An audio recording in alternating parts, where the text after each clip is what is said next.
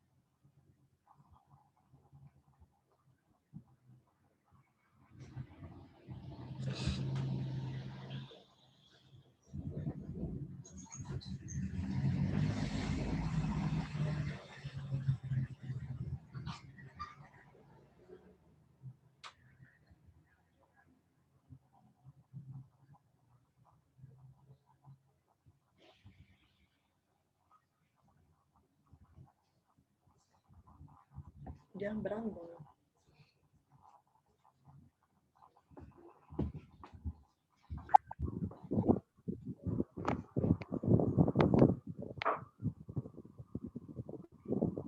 Buenos días, Brandon. Buenos días, profe. ¿Me escucha? Sí. Bueno, quiero confirmarle que el próximo fin de semana es el examen.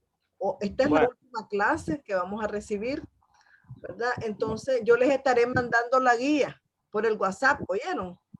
bueno, Entonces, vamos a dar inicio al tema que es el Estado moderno, ¿verdad? Pues a fines de la Edad Media y con el advenimiento del Renacimiento, pues nuevos paradigmas se gestaban en los hombres, pues la idea de un Estado moderno que nacía en medio de una revolución de conocimiento, ¿verdad? Entonces la idea de el Estado como había sido bautizado por Maquiavelo, adquiría nuevas pretensiones conceptuales de realismo político, ¿verdad? Y vemos nosotros que por otro lado, sí, se daba la reforma protestante como herencia de la filosofía cristiana. Entonces, fuertemente que estaba arraigada, se conformaría entonces un parteagua histórico que daría pie a nuevas intenciones y teología y filosofías y políticas, ¿verdad? Maquiavelo, Modino y Filmer son los pensamientos de esa época, los pensadores de esa época, ¿verdad? También Hume y Gluck son ejemplos de este estado moderno. También estaría representado. Buenos días, Douglas. ¿Me escucha? Entonces, estaría también el Estado moderno representado teóricamente por enciclopedistas de la época, europeos, que han dejado una herencia académica insustituible en la historia de las ideas políticas y la teoría general del Estado, ¿verdad? Entonces, hablemos un poco acerca de este concepto de Estado moderno. Al concluir entonces lo que se conoce como la Edad Media, ¿verdad? Pues los mayores esfuerzos estuvieron enfocados a conseguir la unidad de los estados para superar el desorden y la multiplicidad de poderes que había, pues que no servían de nada para cumplir los fines de la comunidad política. Pero en Italia las ciudades eran representaciones monistas, ¿verdad? En las que el gobierno dependía de un solo hombre, ¿verdad? O de un grupo de poder. Con el Renacimiento aparece entonces la recepción del Estado moderno. Luego vemos cómo viene surgiendo este Estado moderno, porque el pensamiento de Maquiavelo, entonces, ya se vislumbran los primeros rasgos de la sociedad política antigua. El Estado moderno nace con un ingrediente específico. ¿Cuál era ese ingrediente? La soberanía. La iglesia, recuerden que había un dualismo entre la iglesia y el Estado antes, pero entonces viene la iglesia con su pensamiento político dogmático tradicional, abonaba al mantenimiento del sistema monista del Estado. La unidad se logró en diversos países con sus diversas particularidades, ¿verdad? Entonces, se superaron los dualismos, que antes era Estado e Iglesia, ¿verdad? Y la unidad perdón, y se solucionó entonces a favor del Estado, ¿verdad? La lucha entre el rey y los señores feudales, porque venimos saliendo de un feudalismo y vamos a entrar a un Estado moderno, ¿verdad? Entonces, la lucha entre el rey y los señores feudales, pues se resolvió a favor de los monarcas. Así se gestaba el absolutismo. Ya estamos viendo los albores de un gobierno absolutista.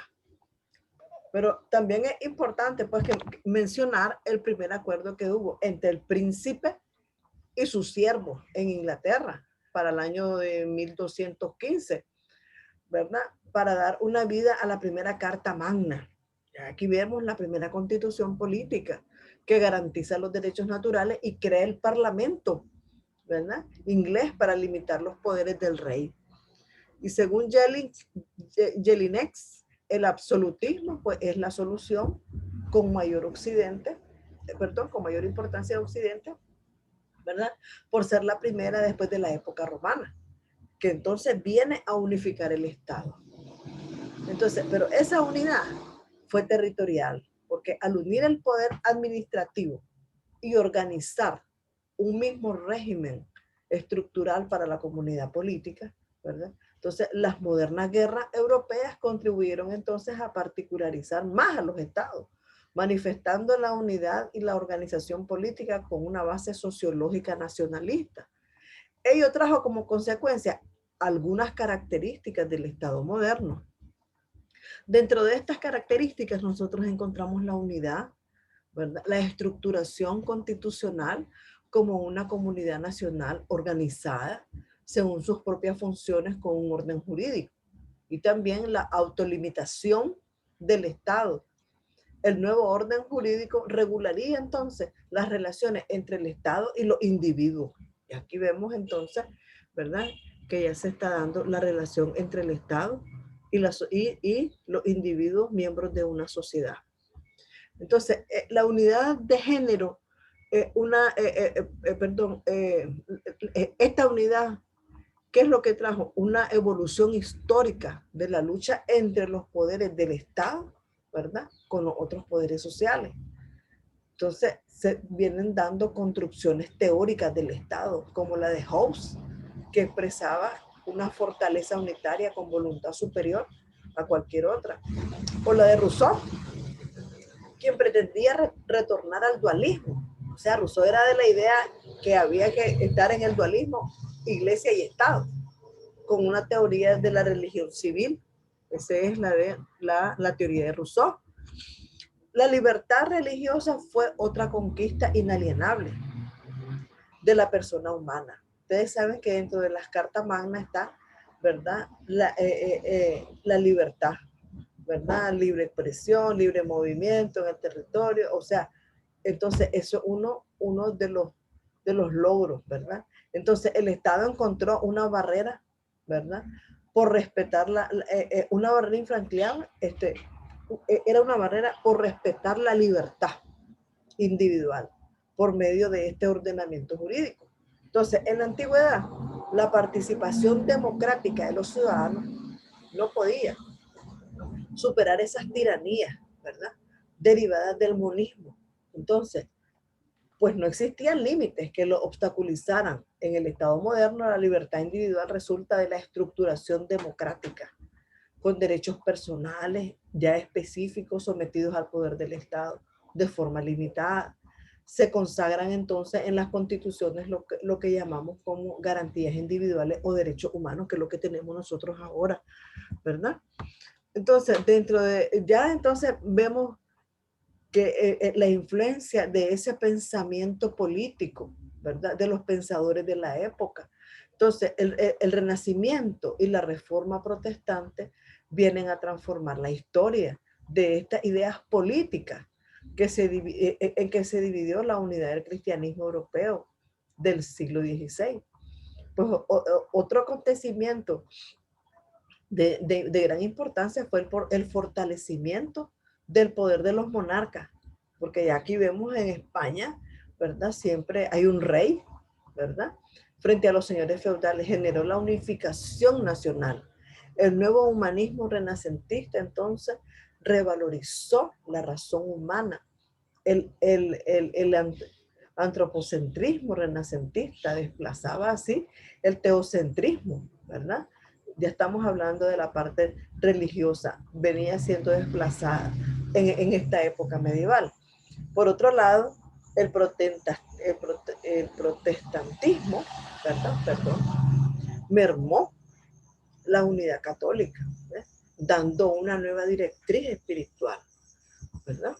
Entonces, en todo este contexto, ¿verdad? De ideas políticas, ¿verdad? De que viene desplazándose a la iglesia, de que el Estado adquiere una nueva concepción, ¿verdad? Entonces, vemos que en esta correlación de fuerzas, ¿verdad? Se construyen algunas teorías del Estado moderno.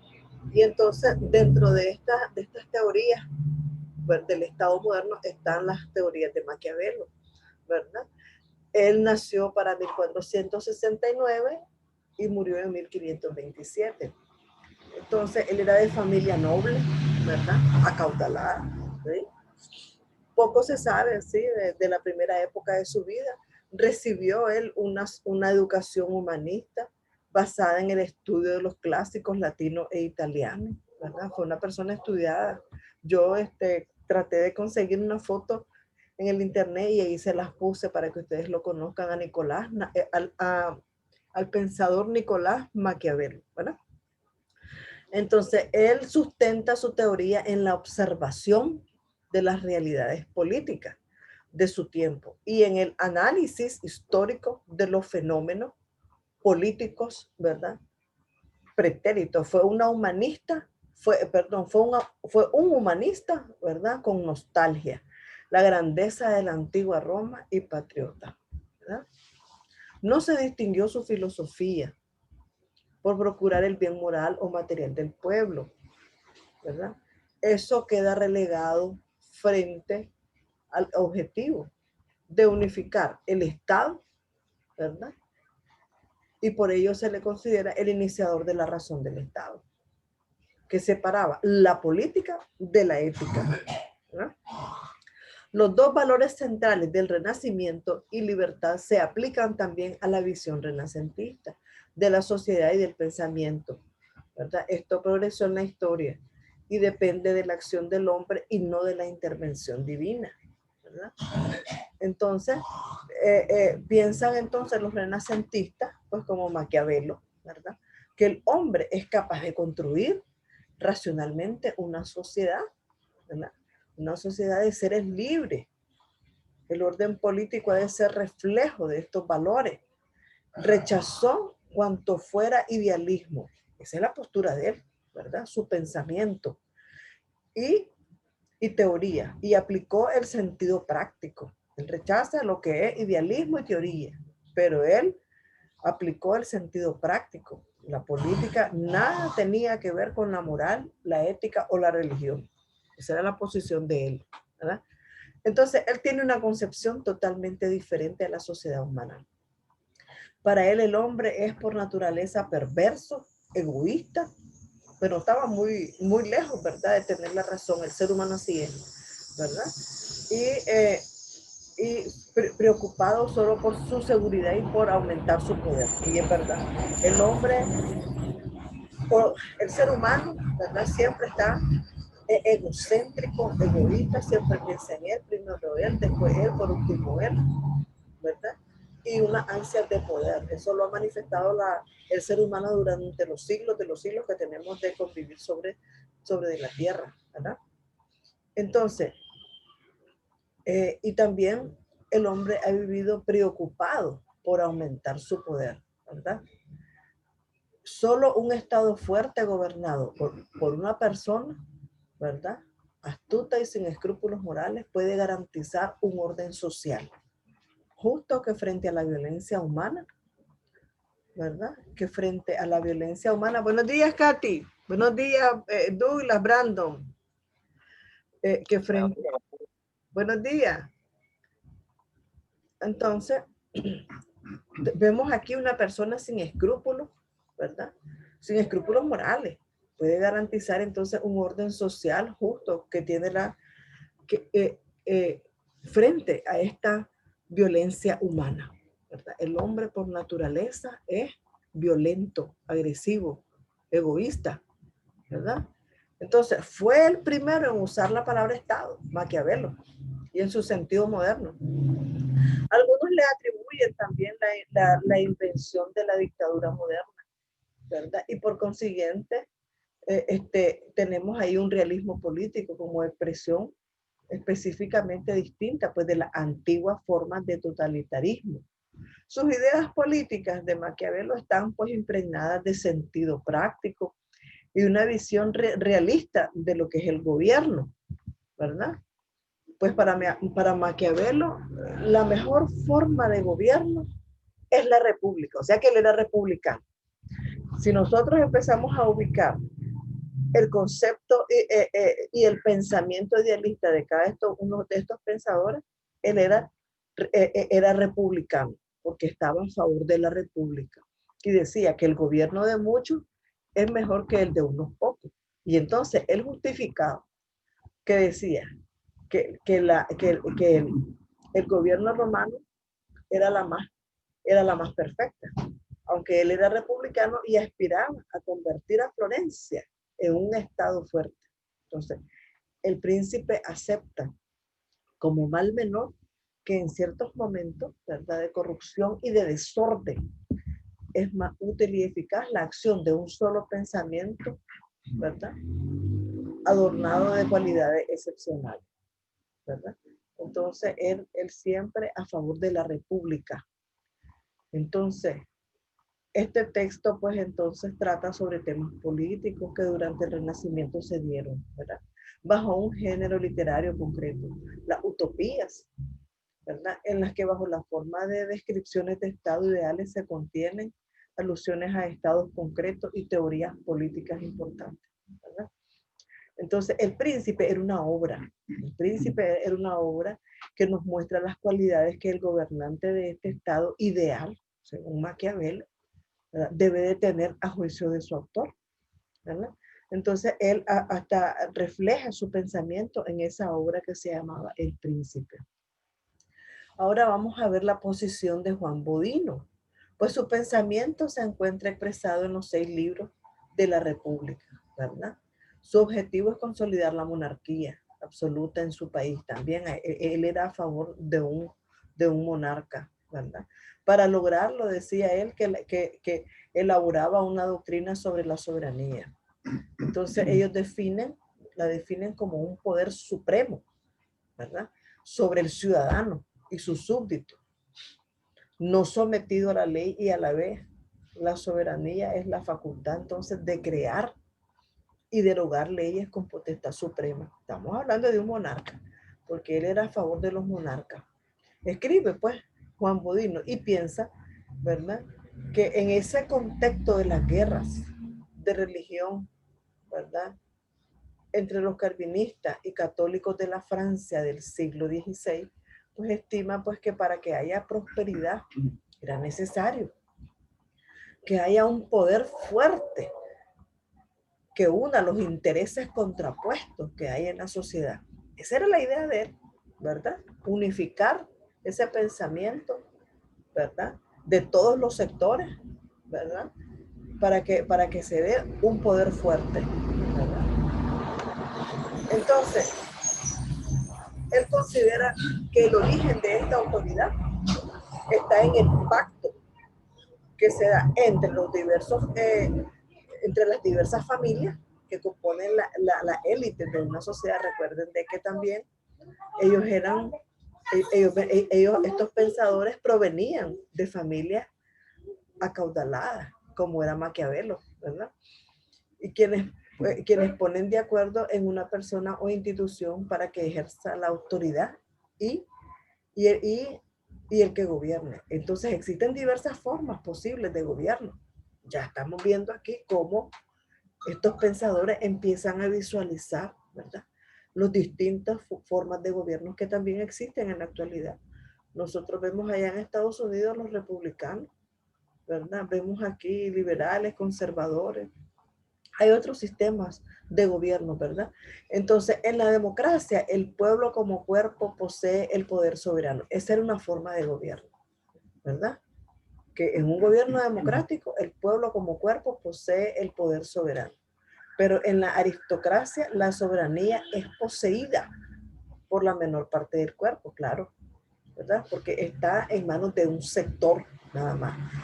Y en la monarquía, entonces la soberanía se concentra solo en una persona. Entonces hay tres posiciones, ¿verdad? Tres formas de gobierno. Y lo dice Juan Bodino. Vamos a ver al otro pensador de la época como era Robert Filmer. Él nació para el año de 1588 y muere para 1650. Pero él nació entonces, ¿verdad? En el mismo año que Howe, en, en el condado de Ingle, ¿verdad? Entonces, perdón, en el condado de Ingle, ¿verdad? Perteneciente a la aristocracia. También era parte de las familias acaudaladas de la época y era jefe de una de las viejas familias mobiliarias del condado de Kent. Su vida tiene entonces siempre un carácter local y familiar, ¿verdad? Él no llega a frecuentar nunca ambientes cortesanos. ¿Ah? Ustedes saben lo que significa eso, ¿verdad? Las cortesanas eran las damas de compañía que se daban en esa época. Entonces, sus diversos escritos tienen siempre un carácter, pues, muy restringido y local. Al escribir, no pretende ser publicado, sino que su propósito va encaminado a ser conocido tan solo dentro del ambiente nobiliario. Estamos hablando de la nobleza, ¿verdad? Nobiliario del condado, entre sus amigos, discípulos y contradictorios, ¿verdad? Entonces, el pensamiento de Filmer alcanza a tener difusión, decíamos, cuando se publica su obra El Patriarca. Él publicó la obra El Patriarca, ¿verdad? Para 1680. Casi 30 años después de su muerte, porque él murió en 1650 y él publica en 1680, ¿verdad? Se publicó esa obra de él, ¿verdad? Y la idea patriarcal de Filmer es objeto entonces de mofa por parte de los grandes historiadores y parlamentarios, ¿verdad? Pero forma parte importante de la polémica, porque siempre es bueno tener, ¿verdad?, diferentes posiciones, porque así uno puede vislumbrar algo nuevo, ¿verdad? Pero forma parte de esta polémica doctrinal, ¿verdad? La idea y el pensamiento de Filmer, ¿verdad? En torno a la cerrada disputa de la corona-parlamento, ¿verdad? Y al final del siglo XVI, del siglo XVII, ¿verdad? La potestad de los reyes se deriva de un discurso directo de Adán, el primer hombre sobre la tierra según la creación. Recuerden de que nosotros tenemos en la Biblia, ¿verdad?, que descendemos de Adán y Eva, ¿verdad? Y de que ellos procrearon dos hijos, Caín y Abel, ¿verdad? Esa era una de las posturas. Entonces, la predisposición monárquica de Filmer está basada en la idea de que Dios gobierna el universo al modo monárquico, ¿sí? ¿Verdad? Y que esta forma de gobierno es la mejor para la humanidad. Pues concretamente afirma Filmer y pregunta a él, ¿acaso no encontramos que en toda familia el gobierno de uno solo es lo más natural? Dios siempre ha gobernado su propio pueblo bajo una sola monarquía, ¿verdad? Las tesis de Filmer entonces son defensoras de la corona frente a las revolucionarias ideas liberales. Propiamente frente a esa posición se sitúa John Locke, que es otro pensador que representa el punto opuesto al parlamento, que es a su juicio el que debe estar controlando la corona, ¿verdad? Entonces todos tienen una posición diferente. Por ejemplo, los simpatizantes de la monarquía intentaron reivindicar la autoridad que recaiga a favor del pueblo, argumentando que la elección viene de Dios. Ellos tenían una justificación, ¿verdad? Pero el pueblo es el que constituye a los gobernantes. Y el argumento era un afán de tomar distancia del derecho divino de los reyes. Ese era el primer objetivo, tomar distancia y acabar con el dualismo, la iglesia y el Estado, ¿verdad? Y eso es todo, jóvenes, en cuanto al Estado moderno. Al inicio de esta videoconferencia, les confirmé que el próximo fin de semana es el examen final, ¿verdad? Yo estaré dándoles la guía, si Dios quiere, mañana lunes, para que tengan chance para estudiar, ¿verdad? Si tienen alguna pregunta sobre estos pensamientos, ¿verdad? De estos autores modernos, ¿verdad? Sobre la idea del Estado moderno. Si tienen alguna pregunta. Douglas, Brandon, Katy. ¿Me escuchan? Katy. Estamos claros, no tienen ninguna pregunta. ¿Alguien que quiera abrir alguna tarea? ¿Alguien que no entendió? A ver. No, está bien todo. Está bien, Katy, gracias. Me alegro de verte. Tarde, pero seguro. Pensé que no te ibas a conectar. Pero yo les voy a estar pasando mañana la guía por el WhatsApp, ¿oyeron? Bueno, está bien. Voy a tratar de tapearla para que no digan, ay, profesora, no le entiendo a la letra, ¿verdad? Y pues para poder entonces que ustedes se puedan preparar una semana, ¿verdad? Completa. Y eso sería todo. Y desearles mucha buena suerte, ¿sí? Ustedes ya saben, las preguntas van a estar siempre estructuradas, ¿verdad? A como yo las saco del libro y se las paso a ustedes.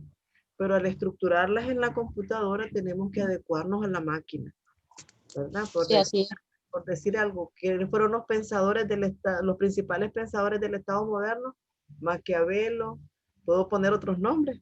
Entonces usted ya sabe, son 3, porque ahí yo les di a conocer a 3, a Maquiavelo, a Godin y a Flimer, ¿verdad? Un ejemplo. Entonces, ustedes ya saben cómo es la temática, porque me decía una alumna, ay, yo no confío en ese sistema de la plataforma. Claro que sí, porque yo introduzco la pregunta y también introduzco la respuesta. No estamos creando, ni que la máquina va a inventarme otra cosa. La máquina se ajusta muy textualmente a lo que yo le ponga, ¿verdad? Entonces, yo siempre trato de hacer preguntas que no sean de desarrollo, porque ahí es donde tiene el problema la máquina. La máquina, ustedes tienen, como nosotros seres humanos, tenemos capacidad de desarrollarnos más, ¿verdad? Y de expresarnos de una manera más amplia, ¿verdad? Para poder decir algo. Entonces la máquina no, la máquina quiere decir o es blanco o es negro, ¿verdad? Y entonces prácticamente termina uno corrigiendo a mano, ¿verdad? Esas preguntas de desarrollo. Y entonces yo, para hacerlo un poco más fácil para ustedes, pues, entonces vamos a poner preguntas puntuales, ¿verdad? O es o no es, ¿ya? Sin desarrollo. ¿Estamos claros? ¿Me escuchan? Estamos claros, estamos claros. Está bien, entonces pasen buenos días, jóvenes, vayan a desayunar. Igual, profe. Gusto de verlos, Brandon, Douglas, Katy. Que pasen buen día. Gracias. Igualmente, pase buen día. Como no, amor, cualquier cosa me llaman al WhatsApp. Bueno, está bien. Está bien, hija.